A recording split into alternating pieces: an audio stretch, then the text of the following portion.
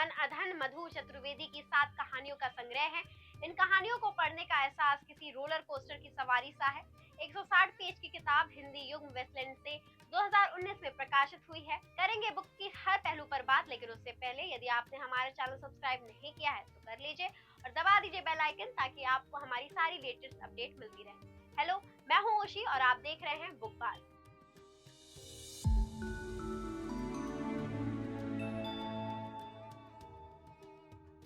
छत्तीसगढ़ की माटी ने कई अनमोल शख्सियत दिए हैं। उन्हीं में से एक है मन अधन किताब की लेखिका मधु चतुर्वेदी, जिनके लेखन से पूरे भारत को गर्व है। मन अधन किताब कुछ महीनों से टॉप बेस्ट सेलर की श्रेणी में है। किताब में सहज शब्दों में लाखों पाठकों के अंतर्मन को स्पर्श किया है। कहानी संग्रह की सभी कहानी उम्दा है। इन कहानियों को पढ़ने का एहसास किसी रोलर कोस्टर की सवारी सा है। एक तरफ मेरी झिल्ली जैसा दिल की कचोट देने वाली मार्मिक कहानी है, तो दूसरी तरफ लड़कपन की गली मोहल्ले वाली आवारगी से भरपूर पतंगबाजी, बेबीदी की शादी जैसा हास्य से भरपूर संस्मरण, जिसे हंस हंस कर पूरा पढ़कर खत्म कर लेने के फौरन बाद दोबारा पढ़ने लगते हैं। आंचलिकता की खुशबू से महकती गांव की ओर में बुजुर्ग नान बहू का ऐसा किरदार जो सदा के लिए पाठकों के मन में बस जाए। बड़ी आंखों वाली में तरुणाई की इस उदंडता की कहानी बाद में जिसका सामना करने में स्वयं को शर्मिंदगी हो।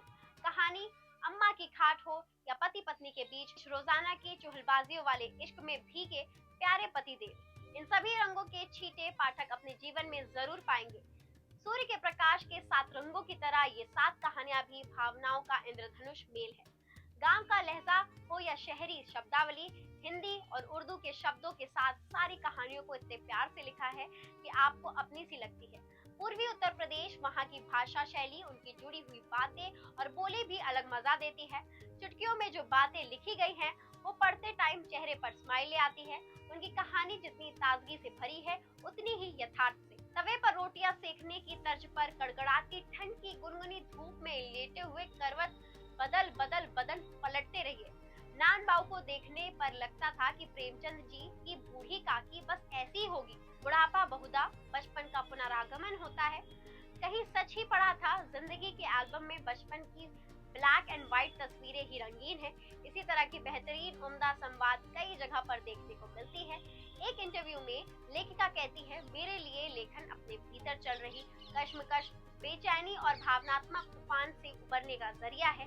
कविता इतनी निजी की उनके सार्वजनिकता का अर्थ है दुनिया के लिए खुली किताब हो जाना चाहिए। इसलिए लेखन का कुछ हिस्से को साझा करना मैं कभी भी पसंद नहीं करूंगी।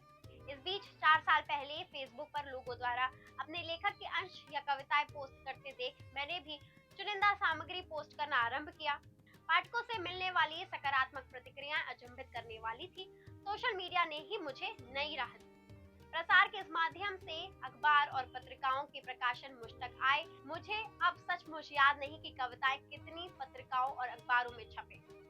लेखिका मधु चतुर्वेदी सरल, सहज और आम बोलचाल की भाषा का उपयोग किए हुए हैं और अपने प्रगतिशील विचारों को दृढ़ता से तर्क देते हुए पाठकों को सोचने पर मजबूर कर देते हैं। बुकबाज की तरफ से लेखिका मधु चतुर्वेदी की उज्जवल भविष्य की ढेरों शुभकामनाएं। उम्मीद है आपको हमारी ये वीडियो पसंद आई होगी। ऐसी वीडियो के लिए हमारे चैनल को भी सब्सक्राइब करें। सायोनारा।